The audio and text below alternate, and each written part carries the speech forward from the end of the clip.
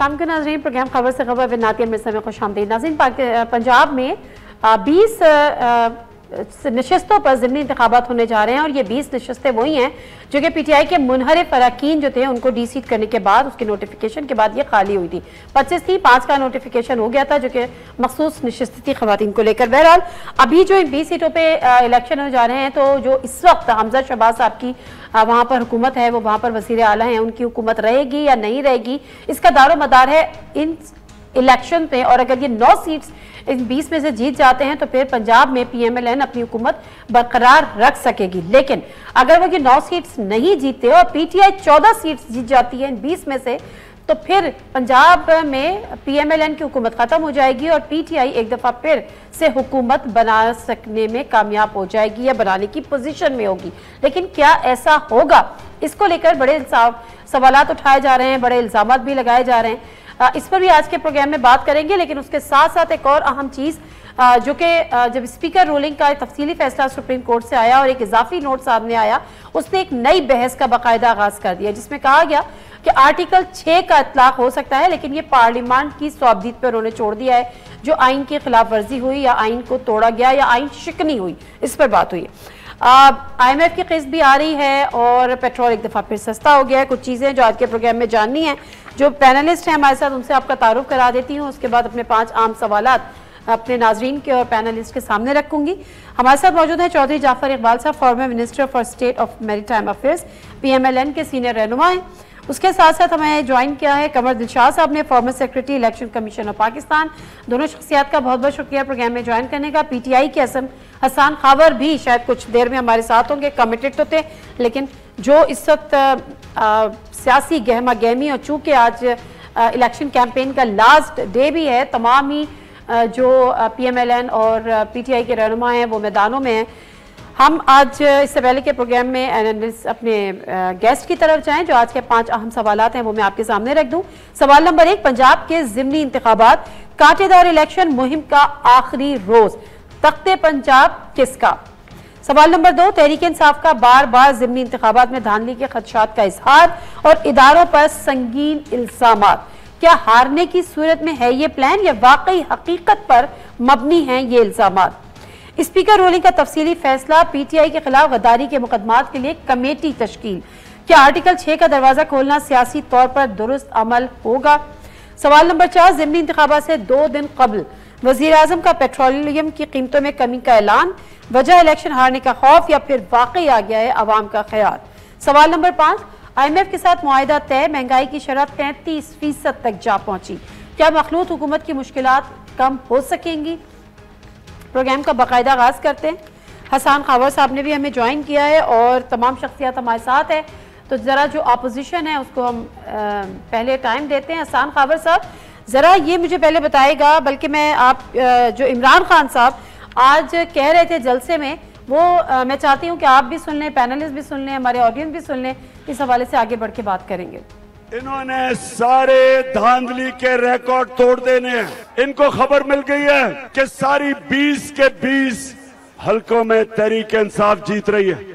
लोटों को कौम बल्लों से फेंटा देखना चाहती है। आपने एक एक पोलिंग स्टेशन का पहरा देना है, क्योंकि ये धांधली के बगैर नहीं जीत सकते। मरियम नवाज साहबा भी आज जलसे से खिताब कर रही थी, वहाँ पे उसका रिबटल भी आया, सुनिए जरा क्या कह रही थी। आज लाहौर आ रहा है, इससे पूछना बनता है ना कि इमरान खान तुम्हारा वजीर आला कहाँ है? मुश्किल वक्त से गुजर आए हैं, अब इंशाअल्लाह ताला आने वाला हर दिन कौम के लिए अच्छी खबरें लेकर आएगा। अगर इसी तरह आलमी मंडी में तेल की कीमतें कम होती रही तो 2 हफ्ते बाद फिर पेट्रोल और डीजल की कीमतें नीचे आएंगी। हसन खावर साहब जरा बताएगा कि ये इल्जामात लग रहे हैं, बड़े संगीन इल्जामात लग रहे हैं, कोई इदारा कोई शख्सियत शायद बची ना हो, जो इमरान खान साहब ने कहा था ना जाते जाते कि देखो कि कोई रह तो नहीं गया जो मेरे खिलाफ हो, तो इससे भी सूरत हाल वही है कि कोई रह तो नहीं गया जिसपे आपके इल्जामात ना हो। तो ये हारने का डर है या खदशात हैं या आपको यकीन है कि धांधली होगी? देखिए, बात यह है कि ये किसी के बिलीफ के ऊपर तो बेस नहीं करता। ये जो शवाहिद आ रहे हैं सामने, जो शिकायत आ रही हैं, जो सिचुएशन आ रही है, वो सबके सामने ही है। और मेरा ख्याल है कि इसके ऊपर तो एक बड़ी क्लियर सी बात है, जो ऑब्जेक्टिव जर्नलिस्ट उनको भी नजर आ रहा है कि ये क्या हो रहा है। हार जीत के ऊपर, सीटों के डिवीजन के ऊपर उनका व्यू डिफरेंट हो सकता है, लेकिन इस बात का कोई शुबा नहीं कि एक बहुत ही वन साइडेड सिचुएशन का हमें सामना है। ये तो बात सबके सामने। लेकिन बात ये है कि जो पूरा एक सेटअप है ना, मसला क्या है, बुनियादी मसला ये है कि जो पूरा सेटअप है, जो 11-12 जमातें इकट्ठी हुई, इन्होंने मिलकर एक वीक कोalition गवर्नमेंट बनाई, ये पूरी स्ट्रेंथ जो है ना, ये बेस करती है पंजाब में। पंजाब में एक बंदा वैसे डिस्क्वालीफाई हो गया, एक ने रिजाइन करके हमें ज्वाइन कर लिया, वो भी एक थिन मेजोरिटी है। अब अगर पंजाब में ये इलेक्शन हार जाते हैं तो जाहिर है कि पंजाब की हुकूमत भी गई और उसके बाद वफाक में हुकूमत करना भी बहुत मुश्किल हो जाएगा। हर गुजरते दिन के बाद इनको ये अंदाजा हो रहा है। ठीक है, दो चीजें हसन खावर साहब, आपकी की बातों से दो चीजें। आपने कहा कि एक तो आपने कहा कि शिकायतें आ रही हैं, दूसरे आपने कहा कि शवाहिद भी हैं, फिर आपने कहा कि सियासी जमातें तो आपकी मुखालिफ हैं, लेकिन सब एक तरफ हुए हैं। सियासी जमातें हैं, मुखालिफ जमातें हैं, आपकी मुखालिफ होंगी। सब आपकी मुखालिफ से आपकी मुराद क्या है, और कौन कौन आपका मुखालिफ है, और कौन कौन से वो शवाहिद हैं आपके पास जिसकी बुनियाद पे आप ये कह रहे हैं कि धांधली होगी? मैं आपको बताता हूँ। देखिए, बात ये है कि ये सारी जमातें जो हैं, अगर आप इनकी पिछली 25-30 साल की तारीख उठा लें तो इस वक्त ये अपनी सारी आइडियोलॉजी, सारा माजी, हर चीज भूल गए। इनके पास सिर्फ एक 1 पॉइंट एजेंडा है कि हमने इमरान खान साहब को हराना है। तो इसका मतलब ये है कि इस वक्त पाकिस्तान के सियासी मंजरनामे पे खान साहब एक तरफ खड़े हैं और बाकी तमाम सियासी कुव्वतें मिलकर दूसरी तरफ खड़ी हैं। एक तो ये बात है। एक सेकेंड हसन खावर साहब, मेरा सवाल थोड़ा सा और स्पेसिफिक था। क्या सियासी जमातें जो कि आपकी मुखालिफ जमातें हैं, उसके अलावा भी कोई आपके मुखालिफ है जो आप नहीं चाहता कि आप इलेक्शन ना जीते? आपका इशारा किसकी तरफ है, कौन से शवाहिद है? आप खुल के सवाल करें, मैं खुल के जवाब। मैं और कितना खुल के जवाब सवाल करूं? मैं ये पूछ रही हूं कि सियासी जमातों के अलावा भी कोई है जो आपका मुखालिफ है? देखिए, बात ये है कि मुखालिफत जो है, मुखालिफत अबाव रीजन कैसे आप डिटरमिन करते हैं? एक्शन से। अगर हमें नजर आएगा कि कुछ लोग, चाहे वो कोई इदारा हो, चाहे वो कोई भी हो, वो वन साइडेड यूनिलैटरल एक्शन ले रहे हैं, तो जाहिर है कि लोग समझेंगे कि वो हमारे मुखालिफ हैं। ये तो कल बात, परसों दूध का दूध और पानी का पानी हो जाएगा। लेकिन बात यह है कि लोग कह तो रहे हैं ना कि ये फोन आए, ये हुआ, इलेक्शन कमीशन का जो रवैया जानिबदाराना, वो भी सबके सामने है। ठीक है, ये बातें तो सबके सामने है। मतलब इसमें तो मेरा भी ख्याल कोई ढकी छुपी बात है। चलें, मैं जरा चौधरी साहब से इस पे हवाले से बात कर लेती हूँ। चौधरी जाफर इकबाल साहब, अब इनके जो इल्जामात हैं, इन इल्जामात में क्योंकि आप लोग के भी इल्जामात रहे हैं, 2018 के इलेक्शन हुए, आप लोगों ने भी इसी किस्म के इल्जामात लगाए, तो इल्जामात में हकीकत तो होती है। अगर आप लोग के इल्जामात में हकीकत थी तो यकीनन इनके इल्जामात में भी हकीकत है। लेकिन फिर सवाल यह है कि आप इसको मानने को तैयार क्यों नहीं है? जब आप सही कह रहे थे तो ये सही क्यों नहीं कह सकते? जी बहुत शुक्रिया नादिया, कुछ कहने के लिए जुर्रत चाहिए ना। हमने क्या कहा था? हमने ब्लैक एंड व्हाइट में नाम लिए थे, और जिन अहबाब ने इन यूनिफॉर्म ये कहा तब्दीली का साल है, वो भी सामने है। जिन लोगों ने कहा कि मईशत तबाह हो रही है खड़े होकर इन यूनिफॉर्म, वो भी सामने है। जिन्होंने कहा कि जी दुश्मन को वोट के जरिए शिकस्त दी, वो भी सामने रहा। अब आज की बात ये अभी बहुत मुतअद्दिद बार दोहराया इन्होंने कि जी बहुत सारी जमातें इकट्ठी हो गई हैं। इनसे पूछिए कि इनकी हुकूमत जो थी, क्या वो कोलिशन गवर्नमेंट नहीं थी?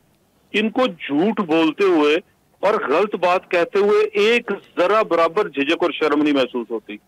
एमक्यूएम इनके साथ थी, तो इनके साथ काफ लीग थी, इनके साथ दूसरी सारी जमातें बैठी हुई थी जो मरकज के अंदर। क्या वो कोलिशन नहीं थी?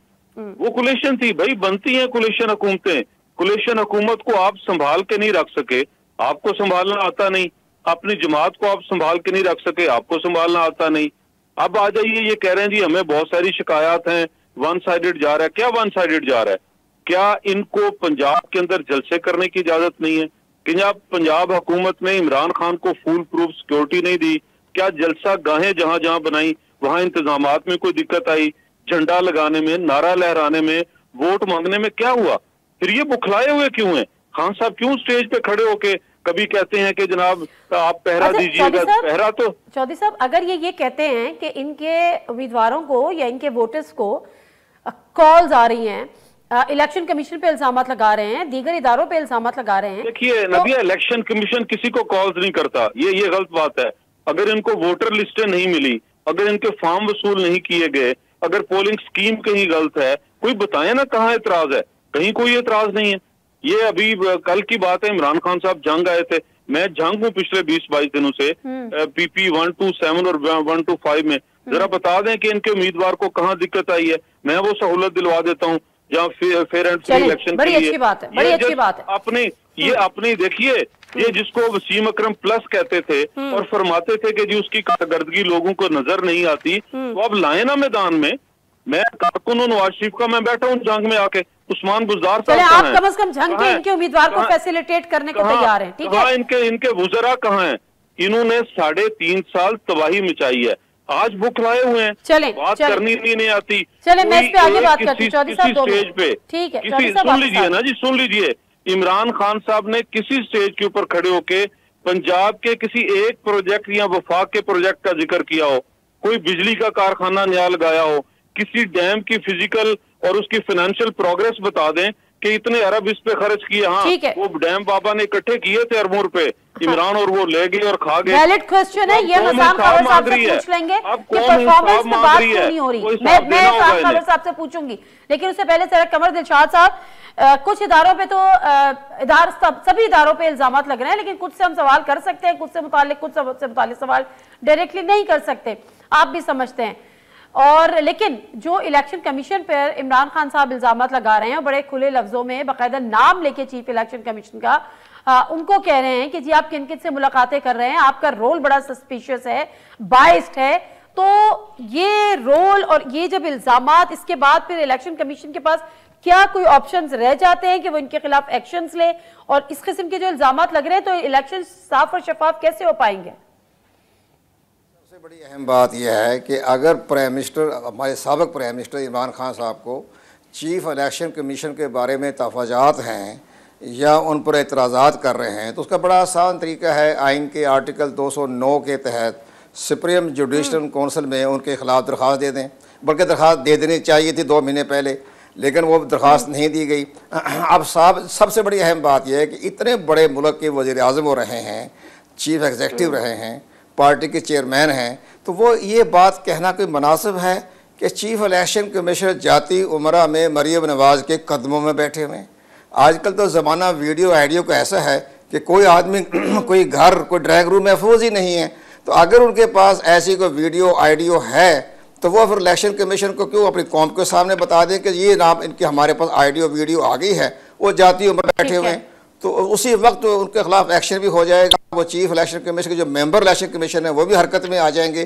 तो ये सारी चीज़ें से तो देरी पड़ते हैं सबूत। अब बार बार इलेक्शन कमीशन को इस तरह से कहना कि जनाब वो उसके एजेंट हैं, उसके एजेंट हैं, उसके एजेंट हैं, तो ये बातें इसलिए मुनासिब नहीं होती कि ये इदारा है, आइनी इदारा है, उसके सरबराह के बारे में कोई ऐसा सबूत मिल जाए। अब देख रहे हैं जस्टिस जावेद इकबाल के बारे में सबूत लिए फिर रही है तैयबा गुल, ठीक है, उसके बारे में इंक्वायरियाँ भी शुरू हो गई है, सबके पास आइडियो वीडियो सब उसके पास है, लोगों के पास भी है, मीडिया के पास भी मौजूद है। तो अगर इसी तरह इलेक्शन के पाकिस्तान, तैयबा गुल साहिबा की वीडियो में तो कुछ नया नहीं है, 2019 का केस था, वो वीडियो एक दफा से दोबारा उस पर वो ज़ेरे बहस है, otherwise nothing is new in that video. नहीं, मैं ये कह रहा हूँ अगर आजकल का ज़माना ऐसा आ गया ना, कोई आइडियो वीडियो से कोई महफूज ही नहीं है। अगर चीफ इलेक्शन कमीशन के खिलाफ इसी तरह से वो जाती उम्रा जाते रहें या हमजा शहबाज से मिलते रहें, तो सबूत जो हैं वो इलेक्शन के पेश करें, तब उस पर एक्शन हो सकता है। तो बिल्कुल ठीक है, बिल्कुल ठीक है, क्योंकि अगर आपने इल्जामात लगाने हैं तो फिर इल्जामात के आपके पास सबूत होने चाहिए। अननोन नंबर से अगर आपको कॉल्स आ रही हैं तो उसके तो स्क्रीनशॉट्स भी होते हैं। तो सवाल यहाँ पर ये है, हसन खबर साहब से जानूंगी मुख्तसर से ब्रेक के बाद कि क्या आपके पास, आपने कहा कि हमारे शवाहिद है, तो क्या किसी किस्म के वो शवाहिद इलेक्शन कमीशन में उस शिकायत की बिना पर जमा भी कराए हैं या कराने का इरादा है? ब्रेक लेते हैं, वापस आते हैं, जानते हैं।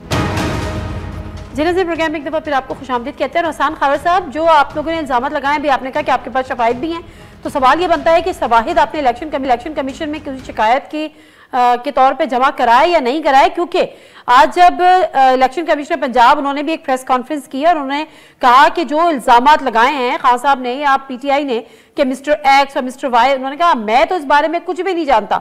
हाँ, अलबत्ता मिस्टर एक्स और वाई से मुताल्लिक बेहतर खान साहब ही बता सकते हैं, और बाकी उन्होंने जिक्र किया कि वो किस तरह से इलेक्शन को साफ और शफाफ बनाने के लिए कर रहे हैं। दूसरा, उन्होंने मिल के छुप के मिलने की जो आपने बात की उसकी भी उन्होंने तरदीद की। अब बारी यह है कि जो इल्जामात आपने लगाए हैं उनको आप साबित कर सकते हैं या वो सिर्फ इल्जामात थे? एक उर्दू का शेर है, जाने ना जाने गुल ही ना जाने बाग तो सारा जाने है। बात यह है, मैं तो डिस्कशन सुन के ऐसे लग रहा है जैसे पाकिस्तान जो है 2022 में मौरज़े वजूद में आया है। क्या आप लोग मतलब क्या डिस्कशन हो रही है, क्या बात हो रही है? देखिए बात ये है, अगर इस तरह बात करनी है तो ठीक है, हाइपोथेटिकल बातें, मफरूजी बातें तो मैं भी जितनी मर्जी कर लूं। नहीं तो अभी आप हसन खावर साहब आप मफरूजी बातें नहीं करें, मैं भी मफरूजी बातें करना ही नहीं चाह रही। मैं इसीलिए आपसे अर्ज कर रही हूँ कि आपके पास शवाहिद हैं या नहीं है, और शवाहिद हैं तो क्या आप लोग इलेक्शन कमीशन जाएंगे उन शवाहिद को लेकर? ये सिंपल सा सवाल आपसे किया है मैंने। सुन लें बात सुन लें। देखें बात ये है, आप डिस्कशन के ना बड़े एक माइक्रो हिस्से पे चलेंगे, जरा ओवरऑल डिस्कशन सुन लें। बात क्या है, आपको पता है कि इस वक्त ये बड़ी साफ सी बात है कि अगर पीटीआई पंजाब का इलेक्शन जीत जाती है तो पूरा ये सिस्टम गिर जाता है जो बड़ी मुश्किल से खड़ा किया गया है, पहली बात। दूसरी बात यह है कि इस वक्त हर जगह पे हर शख्स पीटीआई का वोट देना चाहता है। ऐसे नहीं एक लाइन में मिनिस्टर्स लगे जो रिजाइन करके बैठे कैंपेन चला रहे हैं डेस्परेट होके, और रियासती मशीनरी का हर जगह इस्तेमाल किया जा रहा है। वीडियोज आ रही हैं, ऑडियोज आ रही हैं, चीजें आ रही हैं, लोगों को नजर आ रहा है। मतलब यही तो मैं सवाल कर रही हूँ हसन खावर साहब कि आप इल्जाम जब लगा रहे हैं किसी एक जगह का नाम नहीं सुनने की बात नहीं है ना हसन खावर साहब, बी स्पेसिफिक प्लीज। मैं आपसे सिर्फ ये बात जानना चाह रही हूँ कि आपने इल्जाम लगाया कि मरियम नवाज साहिबा के कदमों पे बैठे हैं, तो क्या आपके पास कोई इसका सबूत है? इकट्ठी आ रही है, बात तो समझ नहीं आ रही कि क्या हो रही है। मैं जरा बात कंप्लीट कर लूँ और सारे सबूत हैं। देखिए मैं आपको एक बात बताऊं, मरियम नवाज साहिबा जिस दिन से हुकूमत में आई हैं, एक प्रेस कॉन्फ्रेंस की लाइन लगी है, वो तो खुद हुकूमत में बैठी हैं। उनसे किसी ने क्या पूछा है कि जी आप तो गवर्नमेंट में बैठी हैं, आप एजेंसीज के पास क्यों नहीं जा रही हैं, आप प्रेस कॉन्फ्रेंसों में आके क्यों लोगों को डिफेंड कर रही हैं? तो ये पूछा है किसी ने उनसे? जो हुकूमत में बैठा है वो तो सबूत दे नहीं रहा, जो अपोजिशन में बैठा है जिसके खिलाफ सारे इकट्ठे हो गए उससे आप कह रहे हैं जी आप बात तो इल्जाम आप लगा रहे हैं ना खावर साहब। मैं ये नहीं कह रही कि आपके इल्जाम में हकीकत नहीं होगी। उसकी वजह ये है कि 2018 में जो पीएमएलए ने इल्जाम लगाती थी, नहीं 2018 तो पुरानी बात होगी ना। आपने मरियम नवाज की प्रेस कॉन्फ्रेंस सुनी है? हर प्रेस कॉन्फ्रेंस में एक इल्जामात का पलंदा नहीं लगाती। उनसे पूछे ना चौधरी साहब से कि जी अगर आपके पास सबूत है, आप ये रोज बात करती हैं, आप मैं बताता हूँ अपनी बारी पे सारे सबूत। अच्छा चले, मैं हसन खावर साहब जरा मैं सबूत देता हूँ। करने देना। नादिया मेरे साहब ने सवाल पूछा है, बीच में 3 दफा इंटरप्ट किया है। आप मेरे सवाल का जवाब नहीं देंगे तो मैं मुझे बात अच्छा करें आप करें प्लीज करें आप। देखें कंवर साहब भी माशाल्लाह जिस तरह बात करते हैं हमें पता है, चौधरी साहब तो वैसे हमारे रिस्पेक्टेबल हमारी गवर्नमेंट से हैं, तो फिर हमें बोलने ही ना दें। अगर बुलाया तो थोड़ा सा बोलने दें। बोले सर। अब आप मुझे एक बात बताएं कि ये सारी पार्टियां इकट्ठे होके क्या महंगाई मार्च क्या बात करती थी, 30 साल की हिस्ट्री बुला बैठी, एक दूसरे के लिए छतरियां उठाकर ये कहते थे कि जी इमरान खान की हुकूमत ना अहल है। पिछले 2 महीने की परफॉर्मेंस उठा लें, आप मुझे बताएं इनको वोट देगा कौन? ये जो बात कर रहे हैं कि जी अरबों के प्रोजेक्ट फलाना, आप बताएं 2 महीने के अंदर अवाम पे जो अजाब तोड़ा है इसका कुछ जवाब है? चले मतलब मेरा मतलब ये कि मेरे पास है अब मैं जरा सुन लेते चौधरी साहब को सुन लेते जी, अब चौधरी साहब को ही सुन ले, क्योंकि जो मुझे आपसे सुनना था वो आपने नहीं सुना है ना। मैं तो सिंपल सी बात कर रही थी कि शवाहिद हैं तो भाई इलेक्शन कमीशन लेकर जाए, क्यों नहीं लेकर जा रहे?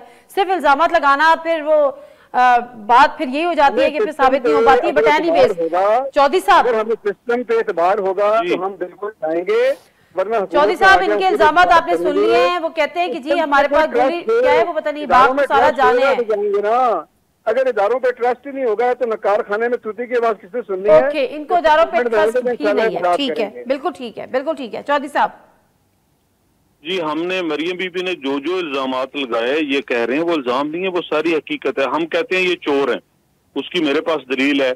मैंने गंदम जखीरा की जमा की, इमरान खान साहब ने आते ही बतौर वजीर तजारत और वजीर आजम मेरी गंदम एक्सपोर्ट कर दी, ब्लैक एंड व्हाइट में ये लिखा हुआ है। बाहर से इंपोर्ट की महंगे दामों डॉलर देके, चीनी मेरे पास थी घर के इस्तेमाल के लिए, इस निकम्मे ने बाहर एक्सपोर्ट कर दी बतौर वजीर तजारत और बतौर वजीर आजम। पैसे कमाए, इन्होंने 3 वजीर सेहत तब्दील किए, खुद दवाइयां दिहाड़ियां लाते रहे। आमिर कियानी की बात करें, बाद में आने वाले वो मिर्जा साहब की बात करें, उन्होंने लगाई। इंडिया से मंगानी थी इमरजेंसी अदवायात, विटामिन मंगा के बेचते रहिए, तो और चोरी किसको कहते हैं? फिर अगली बात आ जाए, हम इन्हें PSTP दे के गए थे 1100 अरब पे, और ये डॉक्यूमेंटेड फिगर है 2017-18 का। माहिरीन मुआशियात कहते हैं कि जिस मुल्क का PSTP public sector development programme जो फेडरल गवर्नमेंट का होता है, वो जितना हुजम ज्यादा होगा उस मुल्क की मईशत उतनी बेहतर होगी। तब डॉलर था 115 रुपए का, अब ये हमें दे के गए हैं 2000 जो 19-20 का, 20-21 का और आगे 21-22 का, वो 500 अरब है। अब 500 अरब भी तब है जब डॉलर 200 से ऊपर जा रहा है, तो वो तो कुछ भी ना बचा उस हिसाब से। मैं इस पे किसी और दिन प्रोग्राम करूंगी, जरा हमारा फोकस जो है वो नहीं, मैं यही बता रहा हूँ कि हम क्या कर रहे हैं। आखिरी बात, हमने PSTP आते ही पहले बजट में 800 अरब कर दिया, 500 से 800 अरब, 300 अरब ज्यादा लगेगा अवाम की तरक्की और बेहतरी के लिए। हॉस्पिटल बनेंगे, यूनिवर्सिटियां बनेगी, सड़कें बनेगी, पावर प्लांट लगेंगे। इनसे कहें कोई एक मंसूबा 3.5 साल में जो नया प्लान किया हो वो बता दें। मैं इनसे पूछ लूंगी, लेकिन जरा कमर दिलशाद साहब की तरफ भी जाना है, लेकिन उससे पहले जो बड़ी इंपॉर्टेंट एक चीज है जो कि आज काबीना में मरियम औरंगजेब साहबा एक प्रेस कॉन्फ्रेंस कर रही थी, जो इजाफी नोट था जस्टिस मजहर आलम का, जरा सुनिए रही थी आर्टिकल 6 के हवाले से। आर्टिकल 6 की कार्रवाई समेत मुस्तकबिल के तमाम कानूनी इक़दामात के बारे में तजावीज़ की तैयारी के लिए काबीना की खसूसी कमेटी तश्कील दे दी गई है। वज़ीर कानून बैरिस्टर आज़म नज़ीर तारड़ की सरबराही में काबीना का फ़ैसला है, वो भी बड़ा वाज़ेह है कि हमेशा के लिए इस चीज़ को, पार्लिमान पे हमले को, इस आइन शिकनी को आइनी सरकशी का लफ्ज़ इस्तेमाल किया गया है। इसके लिए ये तजावीज़ पेश की जाएंगी और काबीना उसकी मंजूरी देगी। तजावीज़ पेश की जाएंगी कमेटी में, काबीना उसकी मंजूरी देगी। लेकिन शेख रशीद साहब क्या कह रहे थे, जरा को एक सुनिएगा। आर्टिकल 6 तो क्या आर्टिकल के नज़दीक बात ही नहीं आएगी, हिम्मत है तो करके दिखाओ। लाहौर वालों ने अगर कल सही फैसला दे दिया परसों, तो ये सारी बातें धरी रह जाएंगी। कमर दिलशाद साहब आपकी तरफ आऊंगी, लेकिन मुख्तसर से अपने नाज़रीन को बताती चलूं कि जिस स्पीकर रूलिंग पर सुप्रीम कोर्ट का तफसीली फैसला आया, जस्टिस मियां मजहर आलम का इजाफी नोट जो था पैराग्राफ नंबर 12, उन्होंने कहा कि डिप्टी स्पीकर की तरफ से तहरीक अदम एतमाद को मुस्तरद करना, सदर पाकिस्तान को कौमी असम्बली को करने जैसे इकदाम के सिलसिले को आम हालात में नहीं नाफिज किया गया, बल्कि कब्ल अज़ वक्त और जानबूझकर तहरीक अदम एतमाद को नाकाम बनाने के लिए आइन के साथ फ्रॉड करते हुए इक़दाम किए गए। मेरी समझ के मुताबिक, यानी जस्टिस साहब की समझ के मुताबिक, आइन का आर्टिकल 5 जो रियासत से वफादारी का तकाजा करता है, आइन तोड़ने के हवाले से इस्तेमाल किया गया।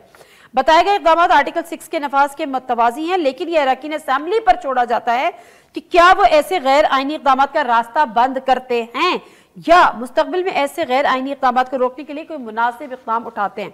आर्टिकल 6, कोई शख्स जो ताकत के इस्तेमाल से या दीगर गैर आइनी जरिए से दस्तूर की तस्दीक करे या तस्दीक करने की सही या साजिश करे, तकरीब करे या तकरीब करने की सही या साजिश करे, संगीन गद्दारी का मुजरिम होता है। और कोई भी शख्स जो एक मज़कूरा फाल में मदद देगा, मावनत करेगा, इसी संगीन गद्दारी का मुजरिम होगा। मजलिस शूरा यानी पार्लियामेंट बजरिया कानून ऐसे अशखास के लिए सजा मुकर्रर करेगी जिन्हें संगीन गद्दारी का मुजरिम करार दिया, और ऐसा फर्ज जो आइन को तोड़ने या ऐसा करने की कोशिश या साजिश करने के जुर्म का मुर्तकिब होगा, इसकी सजा उम्र कैद या मौत होगी। कमर दिलशाद साहब, क्या आपको लगता है कि जो काबीना जी नहीं बात, मैं शुरू दिन से ही जिस दिन से कासिम सूरी साहब ने वो 3 अप्रैल को जो अपनी उन्होंने एक रूलिंग दी, हमने उससे तमाम टीवी चैनल पे कह दिया था कि कासिम सूरी साहब ने आइन के आर्टिकल 105 का इस्तेमाल गलत किया है। आर्टिकल 105 तो ठीक है, वो पहला हिस्सा जो है वो स्टेट से वफादार है, लेकिन निचला हिस्सा तो उन्होंने इग्नोर कर दिया। निचला बी पार्ट जो है उसमें ये लिखा हुआ है कि आइन का पासदारी करेगा, तो वो अब आइन की पासदारी का हिस्सा छोड़ दिया, मुल्क की वफादारी का जिक्र कर दिया। तो आइन की पासदारी करने के लिए आइन का आर्टिकल 95 के तहत तहरीक अदम एतमाद की कार्रवाई मुकम्मल करनी चाहिए थी उन्हें, कासिम सूरी साहब को। हमने उसी वक्त कह दिया था कि ये आगे चलकर किसी स्टेज पर भी आकर कासिम सूरी साहब जो है वो आर्टिकल 6 की लपेट में आ सकते हैं। हमने उसी तमाम चैनल पे कह दिया था। बाकी सदर ममलकत को नहीं हो सकता, सदर ममलकत ठीक है, जो एडवाइस जाएगी वो दस्तखत कर देंगे। इसी तरह वज़ीर आज़म ने असम्बली तहरीर कर दी, वो ठीक है, उनके अपने सवाबदीद इख्तियारात थे, उस पर भी कोई कार्रवाई नहीं हो सकती। लेकिन कासिम सूरी और असद कैसर के ख़िलाफ़ तो कार्रवाई हो सकती है ना, कि उन्होंने ये कहा असद कैसर ने कि मैं तो पार्टी का वफादार हूँ, यानी हल्फनामा का कोई वफादार नहीं। आर्टिकल 65 के तहत उन्होंने हल्फ उठाया, उसकी वफादारी का ज़ाहिर नहीं किया, मैं तो पार्टी के वफादात के तहत इस्तीफा दे रहा हूँ। तो ये भी वो भी उससे जिक्र किया ये, लेकिन प्रेसिडेंट और प्राइम मिनिस्टर इस जुमरे में नहीं आते। नहीं, प्रेसिडेंट और प्राइम मिनिस्टर नहीं आते। कासिम सूरी साहब और असद कैसर आ सकते हैं। आरिफ अलवी साहब, इमरान खान साहब जो कि वजीर आजम और सदर थे, वो उन पर आर्टिकल 6 का इतलाक नहीं होता, लेकिन स्पीकर, डिप्टी स्पीकर पे आर्टिकल 6 का इतलाक हो जाएगा। मुख्तसर सा ब्रेक, वापस आएंगे, जरा साहब से इस पर भी बात करेंगे। लेकिन अवामी राय ये है कि जी आप डिक्टेटर्स पर को हाथ नहीं लगा सकते। आपने मुशर्रफ साहब पे अल्लाह करके एक आर्टिकल 6 का सोचा भी था या किया भी था, लेकिन उसके बाद क्या हुआ हमारा आप अच्छी तरह जानते हैं। और आज मुल्क में आने के लिए नवाज शरीफ साहब उनको वेलकम कर रहे हैं। तो फिर क्या सियासी शख्सियात पर इस किस्म की रिवायात कुछ आगे जमहूरियत के लिए फ़ायदेमंद होंगी? ब्रेक लेते हैं, वापस आते हैं, जानते हैं। जी नाज़रीन, प्रोग्राम में एक दफ़ा फिर आपको खुशामदीद कहते हैं। हसान खावर साहब, अब आपने सुन लिया कमर दिलशाद साहब का तज़किया। वो कहते हैं कि जो आर्टिकल 6 की बात हुई है, जिस पर अब एक आज मरियम औरंगज़ेब साहबा ने कहा है कि काबीना में डिस्कस हुआ, हमने एक कमेटी बना दी, वो अपनी सिफारिशात देगी, फिर वज़ीर आज़म साहब के सामने रखी जाएंगी, काबीना में रखी जाएंगी, और अगर वहाँ से अप्रूवल मिल गया तो फिर आर्टिकल 6 लगेगा। तैयार है? अच्छा देखिए, पहली बात तो ये है कि अगर इस मुल्क में सबसे बड़ी जो सियासी जमात है उसके खिलाफ आर्टिकल 6 लगेगा तो अल्लाह ही हाफिज है फिर तो इस मुल्क का। तो जो मेजोरिटी है उसको हम कह देंगे ये मुल्क से गद्दारी कर रही है, पहली बात। दूसरी बात यह है कि मैंने जो पाकिस्तान की तारीख पढ़ी है, मैं तो आपको पता है अदलिया की तो मैं बहुत इज्जत करता हूँ, लेकिन 1958 से जो फैसले किए अदलिया ने उनको रख लें, सबके ओपिनियन ले लें। अगर आपके ख्याल में कि are judicial wisdom and everything is going forward and it has done well to the country, तो ठीक है, मैं भी मान जाऊंगा। लेकिन बात यह है कि तारीख बड़ी जालिम चीज है और तारीख हम सबके सामने है। तीसरी बात यह है कि इस पूरी बात के अंदर बुनियादी नुक्ता क्या था? बुनियादी नुक्ता तो वो खत था। खत की तो तहकीक ही नहीं हुई। हमने तो इस मुल्क में हर चीज के लिए चूंटी में मरी तो कमीशन बना दिया, लेकिन मुल्क की सबसे बड़ी सियासी जमात ने एक चीज सामने रखी, उसके ऊपर हमारी कमीशन बनाने से जान निकल रही है। मुझे तो समझ नहीं आ रही कि इसकी वजह क्या है। पूरी कौम को इस बात का जवाब चाहिए। अब आप जो हमने मटेरियल दिया है वो आप देखें ना, साइफर की आप तहकीक करें ना, और एकदम आप कह दें आइन की बालादस्ती से अहम कोई चीज ही नहीं हो सकती। और मेरी दुआ है कि इस मुल्क में आइन की बालादस्ती हो, क्योंकि इसी में हमारी बचत है इस मुल्क की। लेकिन बात यह है कि अगर कोई प्रिंसिपल अप्लाई करना है और आर्टिकल 6 की कार्रवाइयां इस मुल्क में करनी है तो फिर कर लें, पिछले 20-30 साल का रिकॉर्ड निकलवा लें। मेरा नहीं ख्याल कि you will be doing any service to this country, जो हालात हैं। ठीक है। बाकी ये कि अगर आप समझते हैं कि मुल्क की जो अक्सरियती जमात है, सबसे बड़ी सियासी जमात है, वो गद्दारी कर रही है और जो अकलियत में रह गए वो वफादार है, तो ठीक है सर। मसला आपकी बात बिल्कुल दुरुस्त है, आपकी बात तो दुरुस्त है कि जाहिर सी बात है गद्दारी का जब हाई ट्रीजन सोचते हैं तो ऐसा लगता है मुल्क से एक बहुत बड़ी गद्दारी। लेकिन दूसरी तरफ जो आइन शिकनी है वो भी गद्दारी के जिम्रे में आता है। ये आपका अपना आइन कहता है जिसका आप हलफ उठाते हैं। तो क्या आपको ये अंदाजा है कि आइन शिकनी हुई है? आप ये बात मानते हैं? आपने तारीख पढ़ी होगी पाकिस्तान की, आप माशाल्लाह इतनी लर्नेड वो हैं, प्रोविजनल कॉन्स्टिट्यूशनल ऑर्डर्स पढ़े होंगे और चीजें पढ़ी होंगी। वो एक दफा पढ़ के अगर हिस्टोरिकल रेफरेंसेस से बात करें, कंपेयर करें, यहाँ पे तो एक डिप्टी स्पीकर ये कह रहा है कि एक साजिश है, उसके ऊपर बात होनी चाहिए। तारीख पढ़ लें पाकिस्तान की एक दफा। अगर आपको लगता है आप फैसला पहले कर दें ना, एक थर्ड पार्टी इंडिपेंडेंट जर्नलिस्ट, तो फिर आगे बात करते हैं। कंपेयर कर लें जो 1958 में, उससे कंपेयर कर लें। नहीं, मैं ये आप कंपैरिजन की बात कर रहे हैं, मैं तो कंपैरिजन की बात नहीं करी, मैं 9 अप्रैल की बात कर रही हूँ कि बेसिकली क्या आपकी नजर में आइन शिकनी हुई थी, नहीं हुई थी? नहीं, मैं तो नहीं समझता आइन शिकनी कितना हुई थी, मैं नहीं समझता, बिल्कुल नहीं समझता। चौधरी साहब ये समझते हैं कि आइन शिकनी नहीं हुई थी, लेकिन अदालत ये बता रही है कि जी आइन शिकनी हुई थी। स्पीकर की जो रूलिंग थी उस पर उन्होंने फैसला दिया। लेकिन सवाल यहाँ पर यह है कि हम हमेशा सियासतदानों के पीछे जाते हैं, सॉफ्ट टारगेट्स के पीछे जाते हैं। क्या हुआ मुशर्रफ साहब का, जरा बताएंगे कैसे मुल्क से वो बाहर चले गए थे? जी मैं बताता हूँ। आप साबिक army chief lieutenant general retired Parvez Musharraf साहब की बात कर रहे हैं। जी सर, बिल्कुल उन्हीं की बात कर रहे हैं। उनको सजाए मौत हुई और उस अदालत ने दी जिसका मियां नवाज शरीफ ने ऑर्डर किया था बतौर वजीर आजम। मियां नवाज शरीफ साहब ने बतौर वजीर आजम मुशर्रफ साहब के खिलाफ आर्टिकल 6 जो है वो उसके तहत कार्रवाई करने का फैसला किया था और हमने उसकी सजा भी भुगती और हम आइंदा भी भुगतेंगे। लेकिन वो हुआ, वो अदालत बनी, वो केस चला, वो कमांडो मुक्के लहराने वाला भाग गया और ये भी उसी के पैरोकार है। सर आपकी हुकूमत में कैसे भाग गया? ये भी उसी के पैरोकार हैं, ये भी उसी के पैरोकार हैं। आपकी हुकूमत में कैसे भाग गया? This is my simple question. हमारी हुकूमत ने इजाजत दी इलाज करवाने के लिए, बिल्कुल ऐसे ही जैसे नवाज शरीफ साहब को इजाजत मिली इलाज कराने के लिए। हुकूमत ने दी ना, हुकूमत का इख्तियार था, बिल्कुल दी। जिस तरह हुकूमत का ये इख्तियार था कि उनके खिलाफ केस बनाया जाए, केस बना और पहली दफा पाकिस्तान की तारीख में बना और उस अदालत ने फैसला दिया कि ये आइन का बागी है, आइन तोड़ा है, फैसला तो दे दिया, लेकिन फैसले के बाद क्या हुआ? असल सवाल ये है कि क्या फैसले पे अमल दरामद हुआ? नादिया बनी। अब इमरान खान साहब की हुकूमत में उस अदालत के खिलाफ हाई कोर्ट में जाके और उस फैसले को और उस अदालत को खत्म कराया गया। हुकूमत जनाब इमरान खान साहब की थी। अब आ जाइए अगले स्टेप पे कि इमरान खान, सदर आरिफ अलवी साहब, जनाब स्पीकर साहब और इन सब ने क्या किया। पहले इन्होंने मुद्दा डाला असद कैसर साहब पे।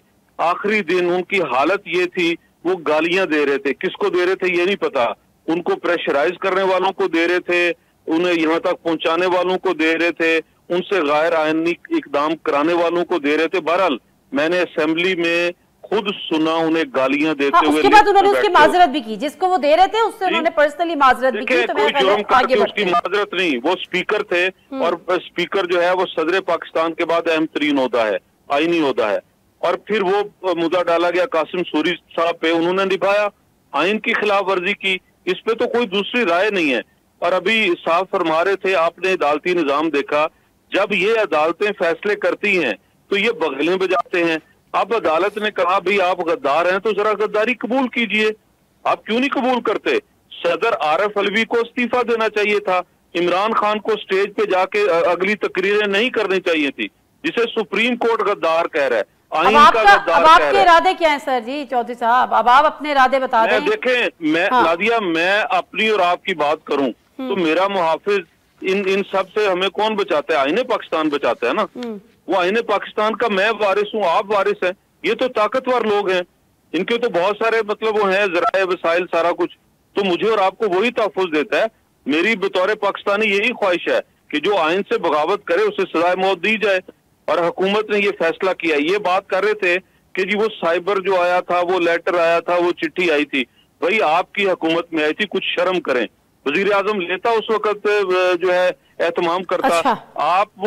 आप ये तो कर सकते हैं कि अपनी बहन के लिए और जहांगीर खान तरीन के लिए आप फाइनेंस बिल ले आए फौरी काबीना में पास करके कि जी उन्होंने एक क्रिकेट टीम खरीदनी है तो आप उन्हें गुंजाइश दें, उनका टैक्स माफ कर दें।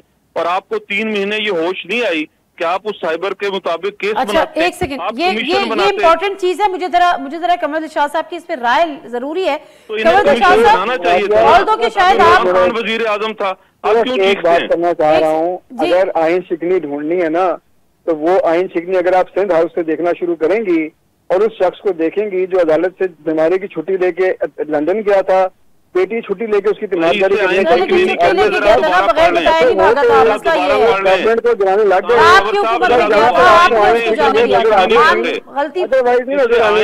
नहीं कहते।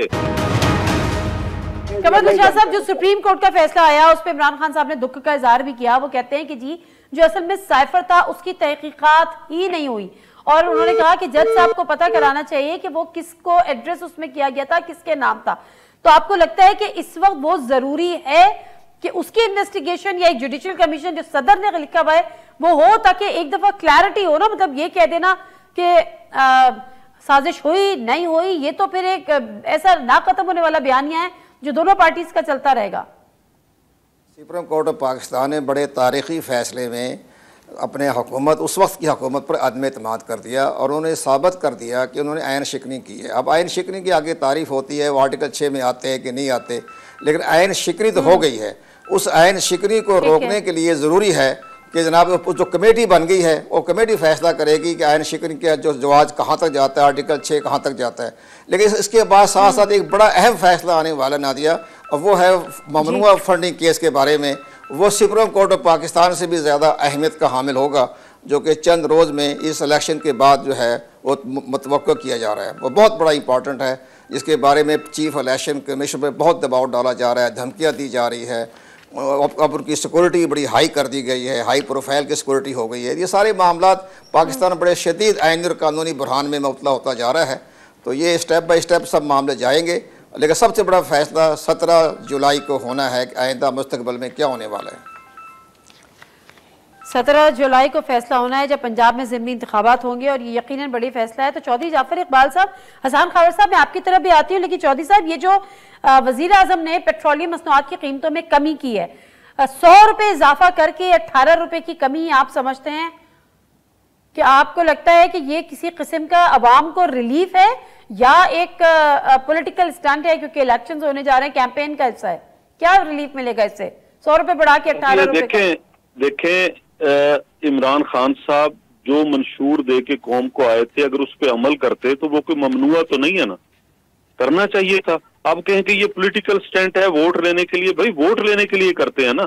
सियासी जमात जो मंशूर पेश करती है, जब उसके ऊपर अमल करती है तो वो इसीलिए करती है आइंदा और ज्यादा लोग वोट देंगे। ये कोई जुर्म है वोट देने के लिए? तो आप ये मान रहे हैं कि 18 रुपए जो पेट्रोलियम, मैं ये नहीं मान रहा। मैंने अगर सड़कें बनाई, सुनिए, मैंने अगर सड़कें बनाई, मैंने अगर बिजली घर बनाए, मैंने अगर ग्वादर आबाद किया, वो किस लिए किया? कि मैं अपने मंशूर पे अमल करने की अहलियत रखता हूँ। सर ये तो आप बात करें 2000, मैं ये वादा 2013 से 18 के ये वादा नहीं, मैं आज की भी बात कर रहा हूँ। मैं ये वादा करके आया था कि इमरान खान ने जो है नाहली से और नालायकी से महंगाई की है, मुल्क की बर्बादी की है, जो इदारे तबाह किए, उन्हें मैंने ठीक करना है। आलमी मंडी में कीमतें कम हुई, मैंने वो रिलीफ दे दिया। ये मेरा इख्तियार है, मेरी ड्यूटी है। I am duty bound, I am doing my duty. हाँ, मैं अपनी ड्यूटी करूंगा, लोग मुझे शाबाश देंगे। मैं नहीं करूंगा तो मुझे इमरान खान की तरह जूते मारेंगे। आलमी मंडी में जब 130 रुपए डॉलर था, कीमत जो थी फी बैरल 130 रुपए डॉलर थी, तो हमारे यहाँ 185 पेट्रोल था, और अब जो है वो 144 रुपए फी लीटर से बढ़ के 280 रुपए के पहुंच गया, जबकि पेट्रोल की कीमत 150 रुपए से 250 रुपए फी लीटर हो गई। तो सर ये हसन खाबर साहब, आप ये वो कहते हैं कि जी ठीक है, हम इलेक्शन जीतने के लिए ही ये चीजें करते हैं और पॉलिटिकल स्टंट ही होते हैं, लेकिन 100 रुपए इजाफे के बाद 18 रुपए की कमी अपने मंशूर पे अमल करने के लिए। चलें, देखिए मैं आपको एक बात बताऊं नातिया, आप उस वक्त का डॉलर का रेट निकाल लें, ब्रेंट प्राइसेस निकाल लें, क्रूड ऑयल की जो फी लीटर प्राइस थी 136 रुपए थी, हम 150 रुपए में रिफाइंड ऑयल जो है पेट्रोल वो दे रहे थे लोगों को। आज की कीमत में एक्सचेंज रेट के साथ वो 116 रुपए और ये दे रहे हैं 230 रुपए में। पूरी कौम को बेवकूफ बना रहे हैं। महंगाई के नाम पे आने वाले ने 2 महीने में वो महंगाई कर दी है, लोगों का जीना मुश्किल हो गया है। इधर बैठ के 1-2 का 4 और 4-2 का 1 करने से मार्केट की सिचुएशन तो नहीं चेंज होगी। लोगों ने तो पेट्रोल डीजल के पैसे उतने ही देने हैं, गैस की कीमतों में उतना ही इजाफा है, बिजली की कीमतों में उतना ही इजाफा है, घी आटे की कीमतों में उतना ही इजाफा है। तो लोग तो देख रहे हैं, ये आए कि नहीं? ये कहते नहीं थे महंगाई मार्च और महंगाई और फलाना और महल। 2 महीने के अंदर ये कहते हैं जी खान साहब की हुकूमत मुआहदा करके, तो भाई आप हमारे मुआहदे पे इम्प्लीमेंट करने आए थे या आपने खुद कुछ करना था? और ये IMF से वादा नहीं करके आए कि जनवरी 2023 तक 50 रुपए पेट्रोलियम लेवी ऐड करनी है इसके अंदर? आप मुझे बताएं, पब्लिक डॉक्यूमेंट है, क्या बातें कर रहे हैं? ये इलेक्शन आप होने दें, देखें ये किधर बात जाती है। ये अवाम को नजर आ रहा है, 2 महीने के अंदर ही अल्लाह की तरफ से हुआ है इनके साथ। इनकी जो है ना कली खुल गई, लोगों के सामने आ गए हैं। अब लोगों की असल में कलई किस पार्टी की खुलनी है, ये तो 17 जुलाई के इलेक्शन बताएंगे और उसके रिजल्ट्स बताएंगे। और सबसे बड़ी बात यही है कि पंजाब के ज़िमनी इंतखाबात होने वाले जो 20 नशिस्तों पे हैं वो तय करेंगे कि तख्ते पंजाब किस पार्टी के पास होगा। बहुत शुक्रिया तमाम मेहमानों का। नादिर मिर्जा को अल्लाह हाफ़िज़। हर जुम्मा से इतवार अपने पसंदीदा प्रोग्राम खबर से खबर को YouTube चैनल पर देखने के लिए डॉन न्यूज़ के ऑफिशियल YouTube चैनल पर आएँ, सब्सक्राइब करें और बेल आइकन भी प्रेस करें।